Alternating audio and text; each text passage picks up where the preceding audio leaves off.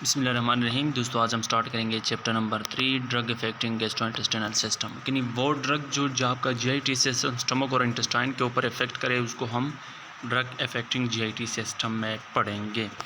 तो ऑब्जेक्टिव की जानिब डायरेक्ट हम मुद्दे की बात करते हैं, मतलब डायरेक्ट चैप्टर स्टार्ट करते हैं क्योंकि सारे ऑब्जेक्टिव ऐसे ही स्लाइड में कवर होंगे। तो ये जीआईटी ट्रैक है, ये जीआईटी ट्रैक आप देख लें खुद। एसोफेगस है, स्टमक है, स्मॉल इंटेस्टाइन है, लार्ज इंटेस्टाइन है, असेंडिंग कोलॉन है, डिसेंडिंग कोलॉन है, इलियम है, एट्सेट्रा, लीवर है। देखिए ये इंपॉर्टेंट है सिर्फ वाइवा के लिहाज से, वाइवा के लिए आप देख सकते हैं, लेकिन बाकी पेपर के लिहाज से ये स्ट्रक्चर जितना इंपॉर्टेंट नहीं है। ग्लैंड ऑफ द स्टमक हम पढ़ेंगे। कार्डिक ग्लैंड है the primary secrete mucus. Cardiac gland primary mucus secrete करते हैं। ये किधर होता है? जब एसोफेगस और स्टमक के माबेन एक स्पिंचर पाए जाते हैं जिसको हम कार्डिक स्पिंचर कहते हैं। इसी दौरान इसके अंदर एक ग्लैंड मौजूद होते हैं जिसको हम कार्डिक ग्लैंड कहते हैं। वो म्यूकस की सीक्रेशन में मदद देते हैं और जब म्यूकस सीक्रेट होगा तो स्टमक की एसिडिटी कम होगी। पाइलोरिक है the secrete gastrin produce by the G cell also secrete mucus. इसका काम भी म्यूकस को सीक्रेट करना, जी सेल उसको प्रोड्यूस करता है। ये पाइलोरिक स्पिंचर में पाए जाते हैं। पाइलोरिक स्पिंचर डायोडेनम और पाइलोरिक रीजन, स्टमक का जो पाइलोरिक रीजन है इसके माबेन एक स्पिंचर पाए जाते हैं जिसको हम पाइलोरिक स्पिंचर कहते हैं। गैस्ट्रिक ग्लैंड है, ये एचसीएल सीक्रेट करता है और इंट्रिंसिक फैक्टर सीक्रेट करता है। इंट्रिंसिक फैक्टर को हम डिटेल से पढ़ेंगे नीचे वाली स्लाइड में। The cell of the gastric gland are the largest in number and of primary important when discussing acid control. देखिए गैस्ट्रिक ग्लैंड का जो सेल है वो इंतहाई ज़्यादातर नंबर मौजूद है स्टमक के अंदर और उसका काम है कि एसिडिटी को कंट्रोल करना। Cell of the gastric gland parietal cell है, parietal cell produce and secrete HCl. ये एचसीएल को पैदा और सीक्रेट करता है। Primary site of action for many acid controller drug, चीज़ ज़्यादातर एसिड कंट्रोलर ड्रग के लिए प्राइमरी साइट। मिसाल के तौर पर पैराइटल सेल एसिड ड्रग के जो डायरेक्टली इफेक्ट करता है पैराइटल सेल के ऊपर। HCl क्या है? देखिए HCl एक ऐसा से कंपोनेंट है जो इसको हम एसिड कहते हैं। HCl secreted by parietal cell when stimulated by food. जब आप फूड इंटेक करते हैं तो फूड इंटेक की वजह से आपके अंदर स्टमक के अंदर HCl की सिक्रेशन होती है और इसका काम है कि स्टमक की पीएच को मेंटेन करना। नॉर्मल जो स्टमक पीएच है इंपॉर्टेंट है MCQ पॉइंट से 1 to 4 या 1 to 3। सिक्रेशन किसकी वजह से स्टिमुलेट होती है? लार्ज फैटी मील की वजह से, एक्सेसिव अल्कोहल की वजह से या इमोशनल स्ट्रेस। ये तीनों फैक्टर जो है ये HCl की सीक्रेशन में मदद देते हैं। Cell of the gastric gland chief cell क्या है? सीक्रेट पेप्सिनोजिन सीक्रेट करता है, लेकिन जो पेप्सिनोजिन है ये प्रो एंजाइम है। प्रो एंजाइम का मतलब कि ये इनएक्टिव फॉर्म में पाए जाते हैं। यही पेप्सिनोजिन पर पेप्सिन में कन्वर्ट होता है और पेप्सिन का काम है कि प्रोटियोलाइटिक प्रोटीन को ब्रेक डाउन करना। Cell of the gastric gland mucoid cell mucus secreting cell है। ये सरफेस एपिथेलियल सरफेस पे पाए जाते हैं जो म्यूकस सीक्रेट करता है। Provide a protective mucus coat. तो म्यूकॉइड सेल वो सेल है जो म्यूकस की सीक्रेशन में मदद देते हैं, ठीक है। ये एपिथेलियल सेल के ऊपर पाए जाते हैं। प्रोवाइड प्रोटेक्टिव म्यूकस कोट, इसका काम है इसके ऊपर एक यानी म्यूकस के ऊपर एक प्रोटेक्टिव शीट बनाता है या कोट बनाता है। Protective against self digestion bye HCl। जब HCl की वजह से स्टमक क्लियर की डाइजेशन हो रही हो तो उसकी काम है, म्यूकॉइड का काम है कि म्यूकस को प्रोटेक्ट करना। स्टमक लाइनिंग बेसिक, देखिए एक स्टमक का स्ट्रक्चर है, इसकी 3 लाइनिंग है, 3 लेयर है। प्री एपिथेलियल सेल का काम है वो म्यूकस को सीक्रेट करना, बाइकार्बोनेट को सीक्रेट करना जो बेसिक है। सरफेस एक्टिव फास्फोलिपिड और ऐसी सरफेस पे फास्फोलिपिड अटैच होती है जो को बेसिक के तौर पर काम करती है। दूसरा है एपिथेलियल लेयर, ये सेलुलर रेजिस्टेंस है, मतलब cellular resistance bacteria virus fungi को रेजिस्टेंस पेश करती है। रिसिचुएशन मतलब अगर ये दोबारा ब्रेक हो जाए तो अपने आप को रिजनरेट करती है, दोबारा अपने आप को बनाती है। ग्रोथ फैक्टर भी बना सकती है, प्रोस्टाग्लैंडिन जिस तरह के है। सेल प्रोलिफरेशन, और ये एपिथेलियल अपने आप को डिवीजन भी करा सकती है, अपने आप को डिवाइड करना। सब एपिथेलियल लेस लेयर के अंदर मौजूद है। ब्लड वेसल और ल्यूकोसाइट मौजूद है, ठीक है। तो आप देख सकते हैं ये अपर लोमेन है और ये एपिथेलियम है। तो लोमेन से H+ और पेप्सिन इंटर होगी म्यूकस जेल को, और म्यूकस जेल से एपिथेलियल से पेयर सिक्रीशन होगी बाइकार्बोनेट प्लस म्यूकस की, जो H+ और पेप्सिन को न्यूट्रलाइज करके जो म्यूकस जेल में यहाँ pH बनता है वो है 7। इस तरह स्टमक की एसिडिटी को न्यूट्रलाइज होते हैं, ठीक है। गैस्ट्रिक ग्लैंड है, यह हमने ऑलरेडी पढ़े हैं कि गैस्ट्रिक ग्लैंड कौन कौन से हैं। म्यूकोजा में, सब म्यूकोजा में कौन कौन से लेयर है और सेरोजा में कौन कौन से। देखिए जो स्टमक है उसके 4 लेयर है। म्यूकोजा है, सब म्यूकोजा है, मस्कुराइस है एंड सेरोजा है। जो इनर वार्ड लेयर है उसको हम सेरोजा कहते हैं। और मुख्तलिफ तरह के सेल यहाँ पे पाए जाते हैं। चीफ सेल है, पैराइटल सेल है, गैस्ट्रिक ग्लैंड है, etcetera. Mucus gastric mucus barrier, यानी वो बैरियर जो म्यूकस को गैस्ट्रिक म्यूकोजल बैरियर, वो बैरियर जो म्यूकोस को ख़त्म करता है, वो कौन से? Surface mucosa cell in the pyloric region secrete a thick alkaline rich mucus that protect epithelium of the stomach and duodenum from harsh acid condition of the lumen. देखिए मैंने कहा कि कार्डिक स्पिंचर और पाइलोरिक स्पिंचर के ऊपर यहाँ पे mucus secret होती है, ठीक है, और उस म्यूकोस का काम है कि डेवोडनम और जेजुनम को उसी अपनी ही स्टमक और डेवोडनम को अपनी जो एसिडिटी है, वो जो एसिड सीक्रेट करते हैं, उसी से बचाना। This is known as gastric mucosal barrier, और इसी बैरियर को म्यूकोजल बैरियर कहते हैं क्योंकि म्यूकोस को प्रोटेक्ट करता है। बैरियर का मतलब रुकावट बन जाती है अगेंस्ट HCl से बचने के लिए। This protective mucus barrier can be damage, ये इन्फेक्शन जो है ना, इन्फेक्शन सर्टन ड्रग और एस्पिरिन, जब आप बार बार एस्पिरिन इस्तेमाल करते हैं या ड्रग की वजह से या इन्फेक्शन की वजह से आपका जो म्यूकोजल बैरियर है वो ख़त्म हो सकता है।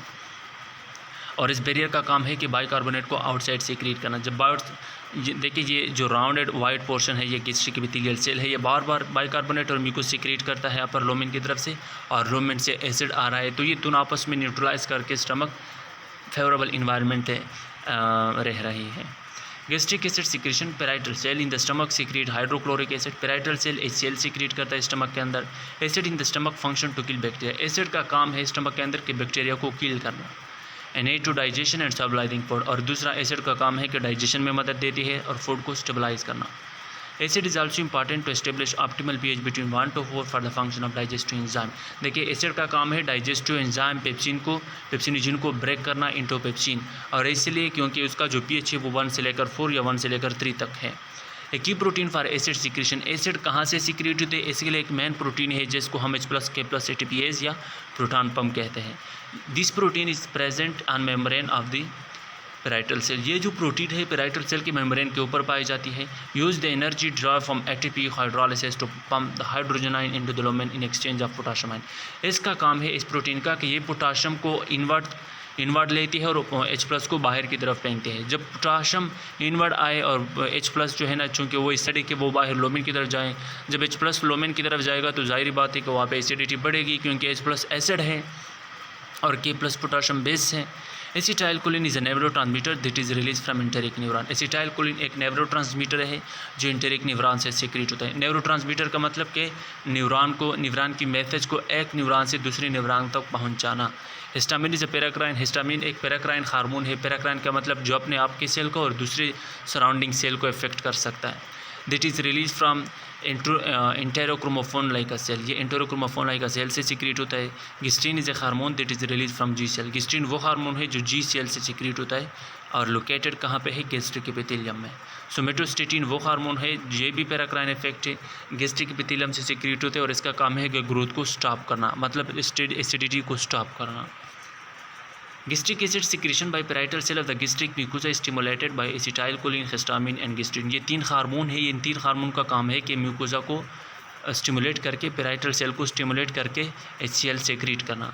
The receptor mediated binding of acetylcholine, histamine और गिस्ट्रीन, ये 3 हार्मोन जब रिसेप्टर के साथ बाइंड होते हैं तो यहाँ पे एक्टिवेशन होती है प्रोटीन काइनेज एंजाइम की, और ये protein kinase enzyme H+ K+ activate करता है या स्टिमुलेट करता है। और जब ये प्रोटीन स्टिमुलेट होता है तो इसका काम है कि ATP को प्रोटॉन को पंप करना आउटसाइड लुमेन की तरफ, H+ को पंप करना और पोटाशियम इनसाइड लेना। तो जब पोटाशियम या प्रोटॉन पंप आउटवर्ड होता जाएगा, H+ जब बाहर जाएगा तो इसका काम है कि एसिडिटी आपका बढ़ेगा स्टमक के अंदर। Receptor binding to the prostaglandin E2 and somatostatin damage the gastric acid production. देखिए रिसेप्टर बाइंडिंग प्रोस्टाग्लैंडिन E2 और सोमेटोस्टेटिन का काम है कि आपकी एसिडिटी को कम करता है। Histamine binding cause activation of adenylyl cyclase, histamine जब किसी के साथ बाइंड होता है तो इसका काम है कि वो एडिनिनल साइक्लेज एंजाइम एक्टिवेट करता है, और जब एडिनिनल साइक्लेज एक्टिवेट होगा तब आपकी एसिडिटी बढ़ेगी। और जब प्रोस्टाग्लैंडिन एक्टिव होगा या प्रोस्टाग्लैंडिन किसी रिसेप्टर के साथ बाइंड होगा तो उसका काम है कि वो आपका एसिडिटी को स्टॉप करता है। Gastrin and acetylcholine act by inducing as an increase intracellular. देखिए गिस्ट्रीन और एसिटाइलकोलिन का काम है कि वो सेल के अंदर आपका कैल्शियम लेवल इंक्रीज़ करता है। जब कैल्शियम लेवल इंक्रीज़ होगा तब आपकी एसिडिटी इंक्रीज़ होगी, क्योंकि कैल्शियम एक स्टिमुलेंट इफेक्ट है, एक स्टिमुलेटर की तरह काम करता है कि वो एसिड को सेक्रेट करे स्टमक के अंदर। जाहिर बात है ये वही डायग्राम है आपको जो दिखा रहा है कि H+ K+ ATPase जो लेफ्ट साइड पे आप देखें तो ये लुमेन है और दूसरा इंटेस्टाइनल है। तो लुमेन की तरफ H+ जाएगा और इंटेस्टाइनल फ्लूइड की तरफ K+ पोटाशियम जाएगा। H+ एसिडिक है और K+ बेसिक है, तो यहाँ पे एसिडिटी स्टमक की बढ़ेगी। जाहिर बात है कि H+ की वजह से ये आप देख सकते हैं, ये डिफरेंट रीजन है। देखिए first dicyclomine block the cholinergic receptor, ये जो लेफ्ट साइड पे अपीयर हुआ है आपको, ये कोलिनर्जिक रिसेप्टर है जो H+ या एसिडिटी को बढ़ा देती है, लेकिन ये ब्लॉक करती है कौन सी ड्रग, डाइसाइक्लामाइन। और जो दूसरा है cimetidine block, H2 receptor blocker. H2 receptor है जो GS के नाम से यहाँ पे लिखा है, तो इसका काम है कि वो ATP को CAMP में कन्वर्ट करना, और CAMP का काम है कि वो प्रोटॉन पम्प को एक्टिवेट करना, और प्रोटॉन पम्प जब एक्टिव हो जाए तो एसिडिटी बढ़ेगी, लेकिन ये स्टॉप होगा, ब्लॉक होगा बाई सिमिटिडिन की वजह से। G1 जिसका रिसेप्टर का नाम है मिसप्रोस्टोल स्टिमुलेट द प्रोस्टाग्लैंडिन रिसेप्टर, ये एक प्रोस्टाग्लैंडिन रिसेप्टर है। जब ये एक्टिव होगा मिसप्रोस्टोल या प्रोस्टाग्लैंडिन की वजह से, तो जाहिर बात है हमने पहले भी पढ़ा कि सोमेटोस्टेटिन और प्रोस्टाग्लैंडिन का काम है कि वो एसिड की सिक्रेशन को स्टॉप करता है।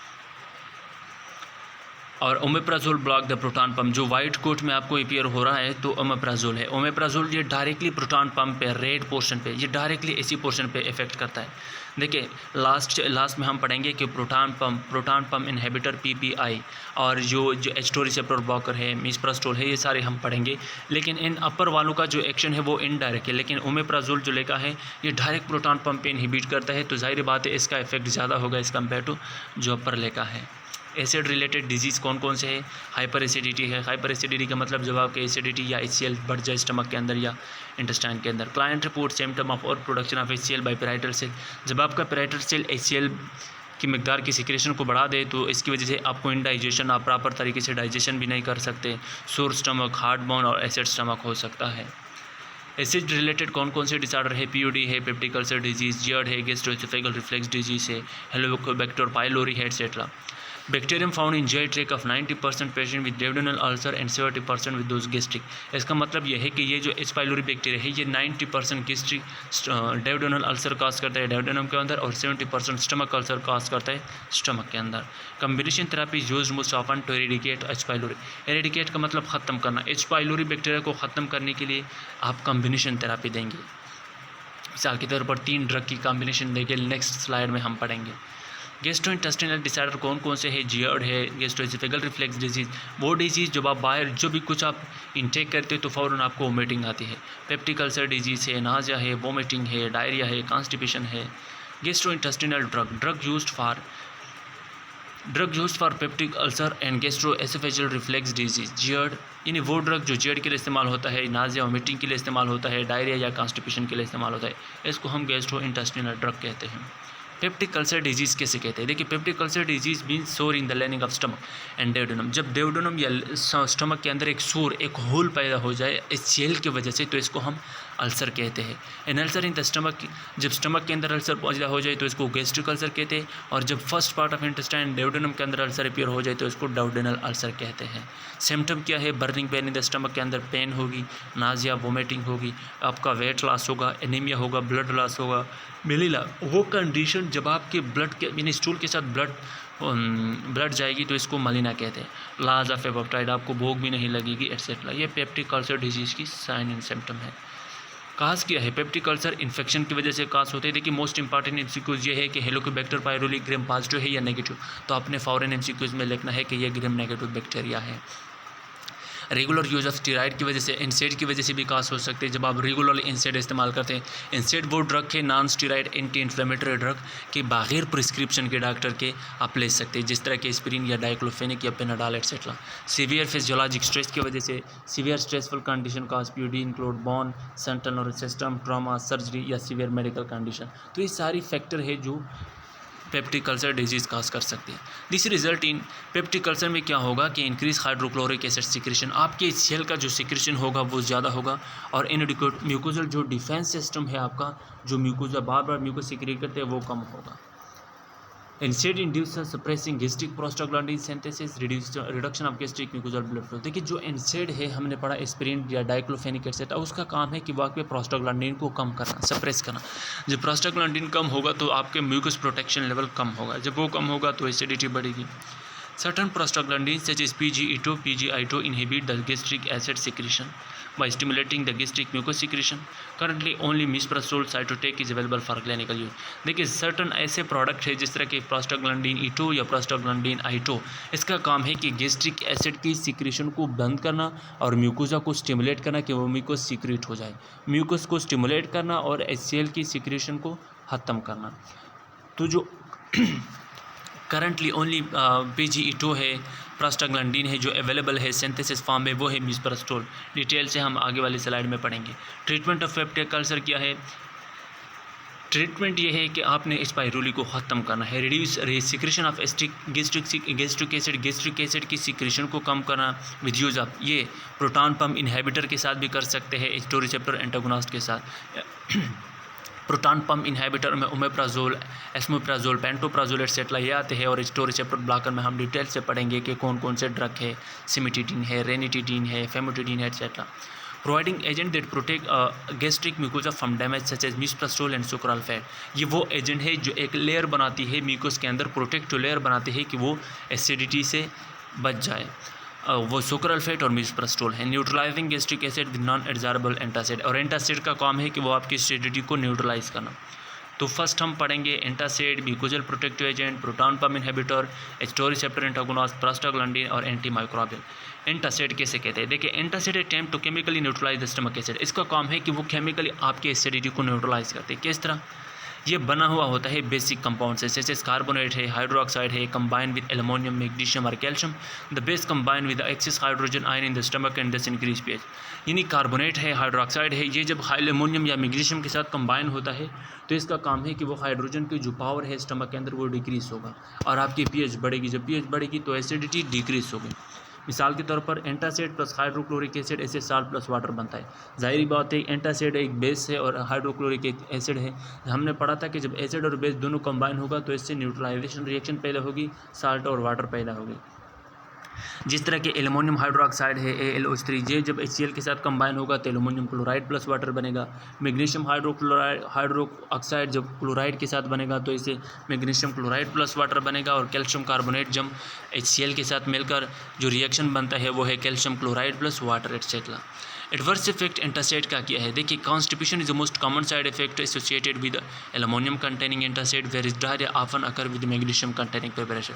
देखिए, एंटासिड का जो एडवर्स इफेक्ट है, ये दो MCQs अभी आप लिख ले, ये दो MCQs है या एक दो अगर नहीं तो 1 MCQs तो कंफर्म है कि कॉन्स्टिपेशन किसकी वजह से काज हो सकती है या डायरिया किसकी वजह से काज हो सकती है। कॉन्स्टिपेशन एल्युमिनियम कंटेनिंग एंटासिड की वजह से काज होगा और डायरिया वो मैग्नीशियम की वजह से काज होगा। देखिए, ये आप याद रखें। अगर आप ये याद नहीं कर सकते तो एक मोनोमिक जो मैं खुद बनाया है वो आप याद रख ले। देखिए, AC and M with D, आप ये याद रखें AC, A means aluminium, C means constipation और M means magnesium, D means with diarrhoea. जब भी ये ऑप्शन आ जाए MCQs में लिखा होगा कि कॉन्स्टिपेशन किसकी वजह से काज होगा, एल्युमिनियम, या एल्युमिनियम की वजह से कौन सी डिजीज़ काज होगी, आपने फ़ौरन लिखना है कॉन्स्टिपेशन एटसेट्रा। तो AC एल्युमिनियम कॉन्स्टिपेशन और MD magnesium with diarrhoea etcetera. Mechanism of action क्या है? देखिए, antacid achieve their effect bye neutralising gastric acid, inhibiting gastric acid secretion और प्रोटेक्ट द गैस्ट्रिक म्यूकोसा। इसका काम है कि वो आपके गैस्ट्रिक का जो एसिड है उसको न्यूट्रलाइज करना। किसकी वजह से? बेस की वजह से। इंडिकेशन या आप इंडाइजेशन हालात में भी दे सकते हैं, रिफ्लेक्स एसोफेजाइटिस भी आप दे सकते हैं, pain and burning with peptic ulcer में भी आप दे सकते हैं, पेप्टिक अल्सर में भी आप दे सकते हैं एंटासिड। दूसरा है म्यूकोजल प्रोटेक्टिव एजेंट, वो दो है, सुक्राल फैट है और बिस्मथ सब्सिलिसाइलेट है। साइटोप्रोटेक्टिव कंपाउंड है। इन दोनों का काम है कि ये म्यूकस के ऊपर एक प्रोटेक्टिव लेयर बनाते हैं कि वो एसिड से बच जाए। Enhance mucosal protection mechanism preventing mucosal injury, reducing inflammation and healing existing ulcer. ये म्यूकोजल प्रोटेक्शन म्यूकोजल इंजरी को प्रोटेक्ट करता है, प्रिवेंट करता है, इन्फ्लेमेशन कम करती है और जो ऑलरेडी अल्सर मौजूद है उसको हील करवाने में मदद देती है। सुक्राल फैट या सिरा फैट, sucralfate is a disaccharide. ये हमेशा याद रखें, सुक्राल फैट कार्बोहाइड्रेट है जो डाइसेकेराइड है, जेल लाइक है, जो हमेशा की तरह क्या काम करता है, साइटोप्रोटेक्टिव इफेक्ट है स्टमक म्यूकोजा के ऊपर कि म्यूकोजा को प्रोटेक्ट करता है। सुक्राल फैट में form protective gel that adhere to the ulcer and shell to form content of the stomach. ये हमेशा जेल की फॉर्म में होता है। तो ये जेल की फॉर्म में जब होता है तो उसका काम है कि वो स्टमक की म्यूकस के ऊपर एक लेयर बनाते हैं, शेल बनाते हैं कि वो एसिड से बच जाए। Mucosal protective agent bismuth subsalicylate effectively heal peptic ulcer, ये हेल पेप्टिक अल्सर को हीलिंग में मदद देता है। एंटी माइक्रोबियल एक्शन है उसका। इनहिबिट एक्टिविटी ऑफ पेप्सिन की एक्टिविटी को इनहिबिट करता है क्योंकि पेप्सिन एसिडिक है। इंक्रीज सिक्रेशन ऑफ म्यूकस की सिक्रेशन में मदद देती है कि वो सिक्रेट हो जाए। And interact with narcotic mucosal tissue. Necrotic का मतलब कि वो म्यूकोजल टिश्यू जो ऑलरेडी डैमेज हो उसको मज़ीद प्रोटेक्ट करता है और उसको हील करता है कि वो मज़ीद डैमेज ना हो। Drug which decrease acid secretion, मैंने आपको बताया था कि प्रोटॉन पम्प इनहिबिटर पढ़ेंगे और H2 रिसेप्टर ब्लॉकर पढ़ेंगे। तो प्रोटॉन पम्प इनहिबिटर में कौन कौन सा ड्रग है? ओमेप्राजोल हमेशा आप ओरली देंगे, लेनोप्राजोल आप ओरल IV दोनों देंगे, पेंटोप्राजोल IV भी दे सकते हैं, ओरल भी दे सकते हैं, रेबीप्राजोल ओरल देंगे और एस्मोप्राजोल आप सिर्फ ओरल और IV दे सकते हैं। ठीक है, तो ये डिफरेंट mg डेली डोज भी आप दे सकते हैं और ब्रांड के नाम से जो आते हैं आप खुद पढ़ लें। H2 रिसेप्टर ब्लॉकर में सिमिटिडीन टेकमेट के नाम से आते हैं, रेनिटिडीन जेंटेक के नाम से आते हैं, फेमिटिडीन प्रिपसेट के नाम से आते हैं और नेजिटाइडिन एक्साइड के नाम से आते हैं।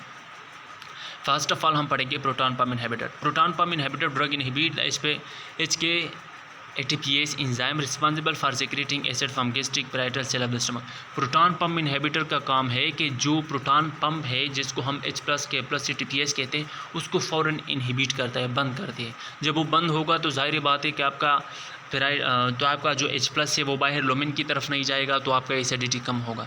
एडवर्स इफेक्ट उसका ये है कि हेडिक काज करता है, nausea, diarrhoea, abdominal pain, fatigue, disease, and constipation. For the best result, take PPI 30 minutes before you eat a heavy meal. This give the medication enough time to shut down the acid pump and cause heartburn। देखिए, जब भी आप proton pump inhibitor लेते हैं तो आप कोशिश करें कि हेवी मील से 30 मिनट पहले ही लेंगे, क्योंकि इसका काम है कि वो 30 मिनट जब पहले आप लेंगे तो वही जो एसिड आपके स्टमक के अंदर जो एसिड पड़ा हुआ होगा वो पहले से डिग्रेड करेगा बाई प्रोटॉन पम्प की वजह से। वो डिक्रीज होगा, वो कम होगा, तो आपका स्टमक बर्न भी नहीं होगा, तो आपका जो भी डिजीज़ हो स्टमक वो इजीली रिकवर हो सकते हैं। तो हमेशा कोशिश करें कि 30 मिनट बिफोर लेंगे।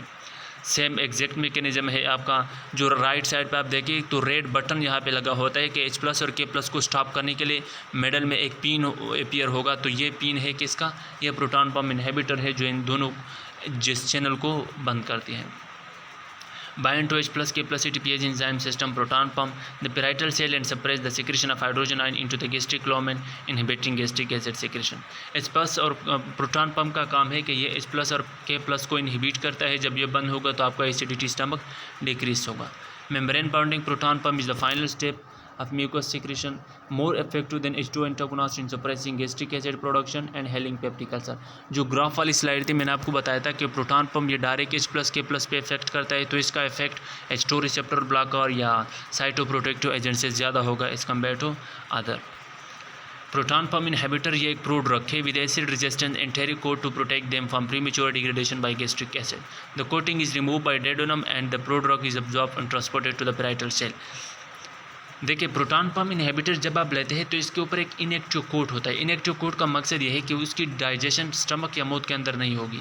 जब वो डेवडोनम के अंदर गया तो डेवडोनम के अंदर वो प्रोटेक्टिव कोट उसमें ब्रेक होगी, तब उसकी रीअब्जॉर्प्शन होगी पैराइटल सेल के अंदर, और पैराइटल सेल से H+ K+ ATPase के अंदर उसकी अब्जॉर्प्शन होगी। जब वहाँ पे वो अब्जॉर्ब होगा तो फ़ौरन वो साइड इनहिबिट करेगा और स्टमक की एसिडिटी को डिक्रीज़ करेगा। At standard dose all PPI inhibit gastric acid secretion by 90%। 90% अगर आप सही तरीके से ये ड्रग इस्तेमाल करें तो 90% चांस है कि आपका एसिडिटी डिक्रीज होगा। थेरेप्यूटिक यूज़ कौन कौन से डिजीज़ में आप इस्तेमाल कर सकते हैं? सुपीरियरिटी ऑफ PPI और H2 antagonist for suppressing acid production in hailing, ये पेप्टिक अल्सर के लिए भी दे सकते हैं एंड स्ट्रेस अल्सर के लिए भी दे सकते हैं, और ट्रीटिंग एरोजियोएसोफेजाइटिस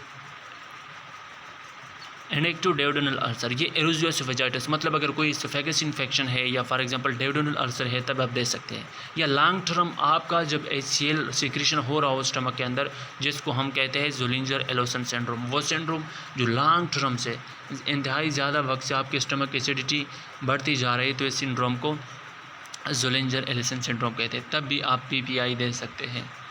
थेरेप्यूटिक यूज़ क्या है? GERD के लिए आप दे सकते हैं, और NSAID, यानी वो अगर अल्सर की वजह से ब्लीडिंग आपके स्टमक के अंदर हो रहा हो तब भी आप दे सकते हैं, क्योंकि ब्लीडिंग किसकी वजह से होगी? वो एस्पिरिन या NSAID की वजह से, क्योंकि जब आप ज़्यादा मकदार में NSAID या एस्पिरिन लेते हैं ज़्यादा वक्त के लिए तब भी आपकी अल्सर हो सकती है और अल्सर की वजह से ब्लीडिंग हो सकती है।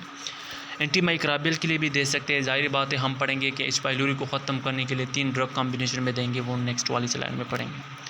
मैकेनिज्म H2 रिसेप्टर ब्लॉकर का क्या कि H2 रिसेप्टर ब्लॉकर का मकसद ये है कि यहाँ पे स्टमक के अंदर H2 हिस्टामिन रिसेप्टर है, और जब हिस्टामिन रिसेप्टर के साथ हिस्टामिन बाइंड होगा तो एसिडिटी बढ़ेगी।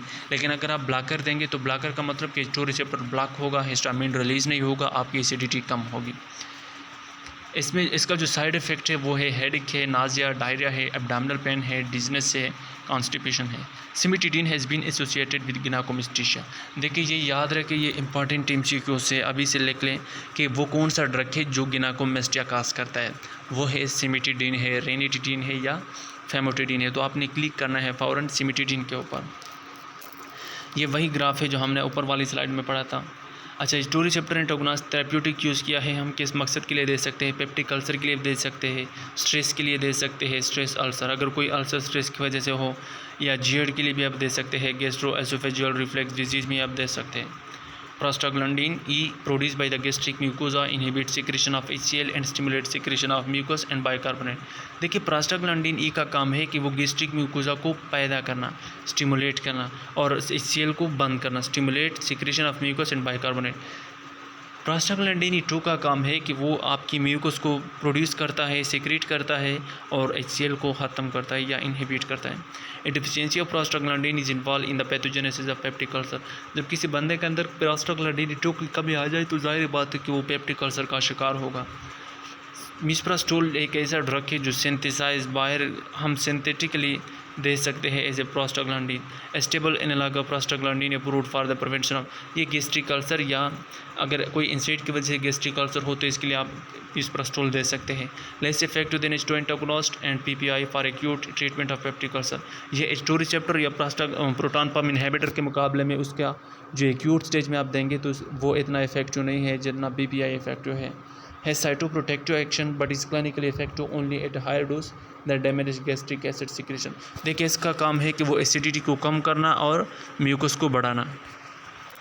Misoprostol, like other prostaglandin, misoprostol produces uterine contraction, dislodging of fetus and is contraindicated during pregnancy।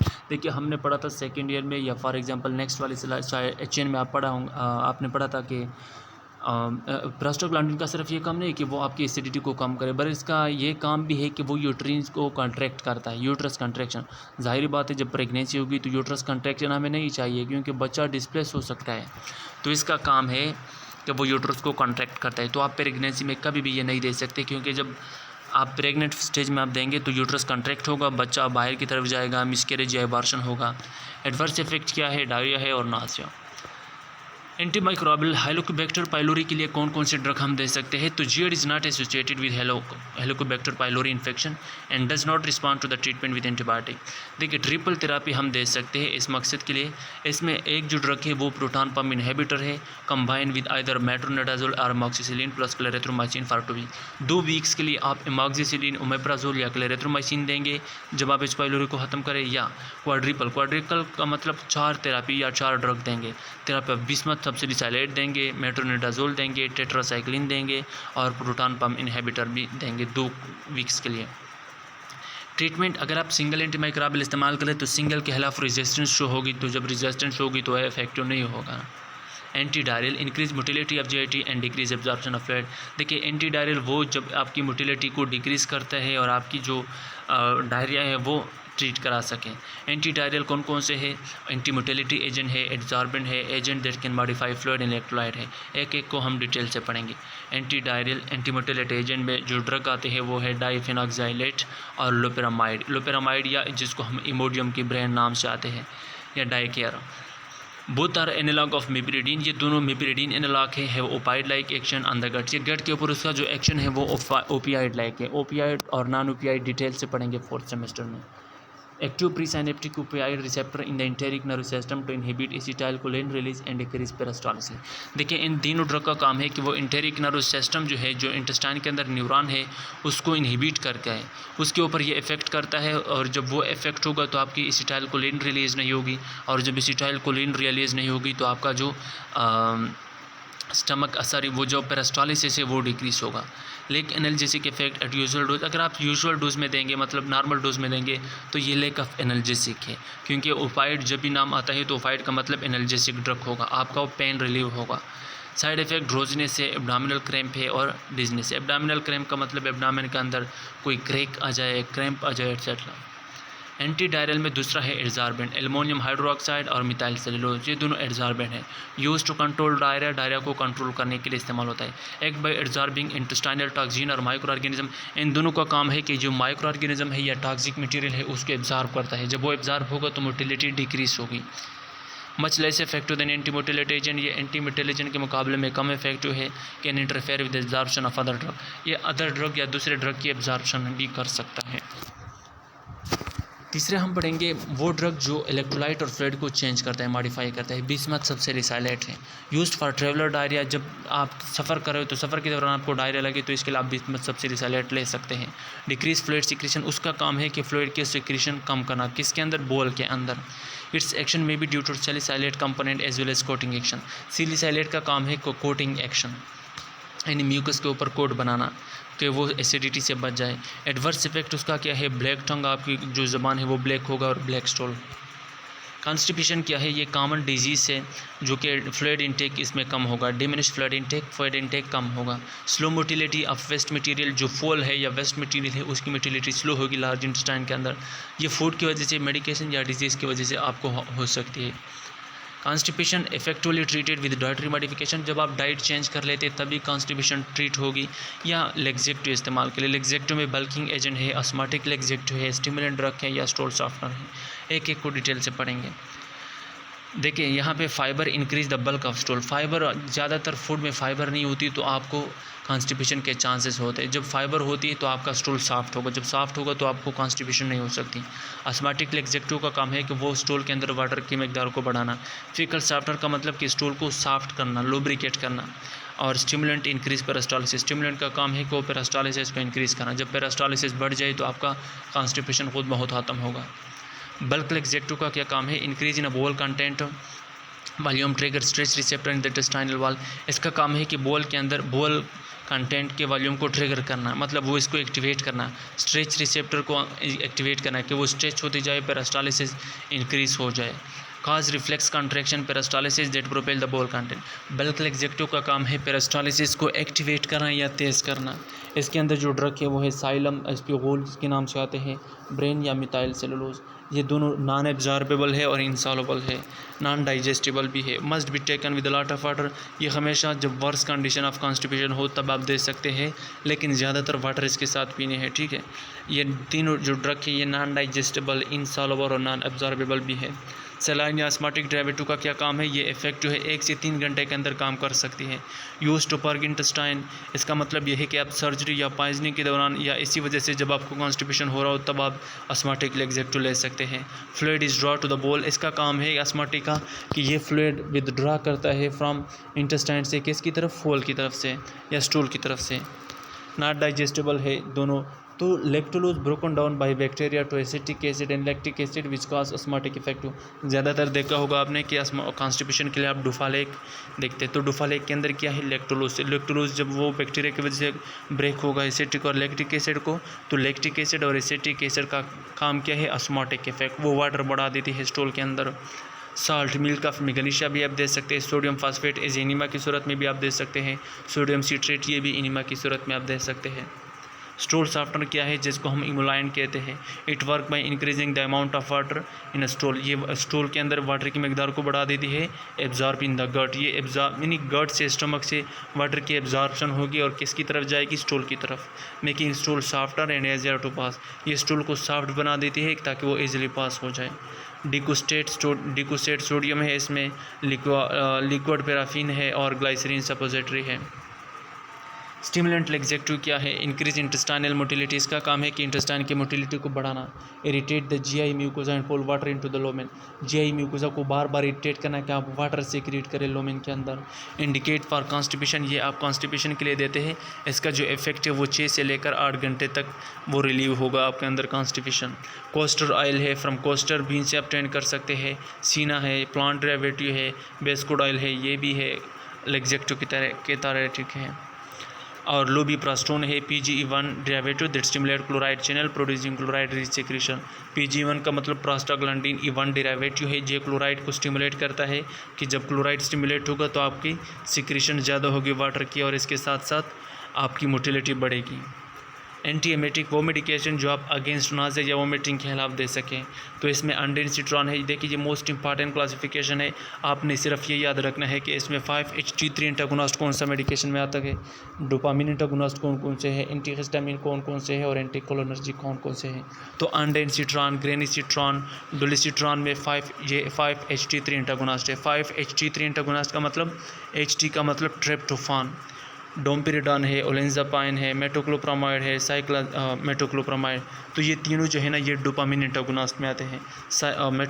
साइक्लाजीन है, डायफेनहाइड्रामाइन है, मिक्लोजाइन है, प्रोमिथाजाइन है, हाइड्रोक्सीजीन है, ये एंटीहिस्टामिन में आते हैं। और हाइसोइन और डाइसाइक्लोमाइन ये एंटीकोलिनर्जिक ड्रग में आते हैं। मैकेनिज्म ऑफ एक्शन क्या है, देखिए 5-HT3 antagonist they block serotonin receptor in the CTZ and GIT track में। और CTZ एक रिसेप्टर है। जब ये रिसेप्टर सेरोटोनिन रिसेप्टर ब्लॉक हो जाए किसकी वजह से, 5-HT3 एंटागोनिस्ट की वजह से, तो आपका खुद बहुत क्या होगा, आपका वोमिटिंग कंट्रोल होगा। ये कौन सी स्टेज में आप दे सकते हैं, केमोथेराप्यूटिक एजेंट या सर्जरी। जब आप सर्जरी कर रहे हो, सर्जरी के बाद आपको उल्टी आ रही है या केमोथेराप्यूटिक एजेंट इस्तेमाल कर रहे हो जिस तरह के कैंसर एजेंट है, उसी हालत में आप 5-HT3 एंटागोनिस्ट देंगे। प्रोकाइनेटिक या डोपामिन रिसेप्टर D2 एंटागोनिस्ट क्या है, they block the dopamine receptor in the CTZ, also they promote the GIT mortality and quick gastric.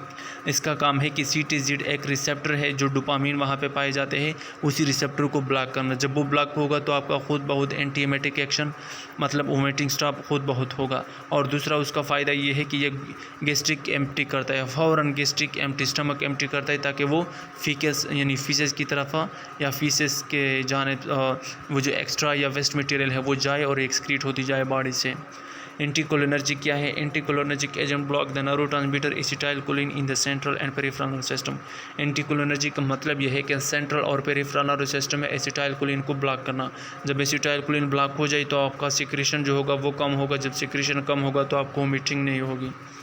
Indication कब आप दे सकते हैं, 5-HT3 एंटागोनिस्ट आप तब दे सकते हैं जब आप वोमिटिंग कर रहे हैं केमोथेरापी की वजह से, एंटी कैंसर ड्रग की वजह से या सर्जरी की वजह से, तब आप 5-HT3 एंटागोनिस्ट देंगे जिस तरह के ऑनसेट या एंटेंसिट्रॉन है। Antihistamine such as diphenhydramine is use for motion sickness and morning sickness. जब मोशन सिकनेस हो या मॉर्निंग सिकनेस, सुबह आप उठे और आपको उल्टी आ रही हो तब आप डोपामिन रिसेप्टर देंगे, एंटीहिस्टामिन देंगे इस तरह के डायफेनहाइड्रामाइन है। Metoclopramide is used for gastric emptying in patient receiving tube feeding. अगर कोई बंदा ट्यूब पे है, NG ट्यूब पे है या ओरोगेस्ट्रिक ट्यूब पे है और वो पैर भी उल्टी कर रहा है तो इसके लिए आपने मेटोक्लोप्रामाइड देने हैं जो कि डोपामिन एंटागोनिस्ट है। एंटीकोलिनर्जिक तब आप दे सकते हैं जब कोई ट्रेवलर डायरिया हो, ट्रेवलर सिकनेस का मतलब जब आप ट्रेवल कर रहे हो तो ट्रेवल के दौरान आपको उल्टी आ रही है, तब आप ऐसी हालत में हाइसेन या डाइसाइक्लोमाइन इस्तेमाल कर सकते हैं। और ये नर्सिंग रिस्पॉन्सिबिलिटी आप खुद देख लेंगे, बहुत आसान है। तो जितनी भी दोस्त हैं, अगर आपने चैनल को अभी तक सब्सक्राइब नहीं किया तो चैनल को सब्सक्राइब करें, press the icon button and likes. तब तक अपना ख्याल रखें और चैनल का भी अल्लाह निगहबान।